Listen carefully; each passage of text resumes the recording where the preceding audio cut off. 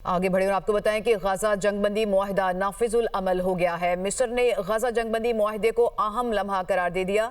मिस्री सदर ने अपने बयान में कहा कि गाजा में जंग के खात्मे का मुआहिदा तय पा गया। दुनिया अमन की फतह के तारीखी लम्हे का मुशाहिदा कर रही है। दूसरी जानिब इसराइली हठधर्मी बरकरार जंगबंदी मुआहिदे के नफाज को इसराइली काबीना इजलास के फैसले से मशरूत कर दिया। खबर एजेंसी ने इसराइली हुकाम का हवाला देते हुए बताया कि गाजा से 20 इसराइली यरगमालियों की रिहाई इतवार या पीर को मुतवक्के है। आगे बढ़े और आपको बताएं कि गाजा जंगबंदी मुआहिदा नाफिजुल अमल हो गया है। मिस्र ने गाजा जंगबंदी मुआहिदे को अहम लम्हा करार दे दिया। मिस्री सदर ने अपने बयान में कहा कि गाजा में जंग के खात्मे का मुआहिदा तय पा गया। दुनिया अमन की फतह के तारीखी लम्हे का मुशाहिदा कर रही है।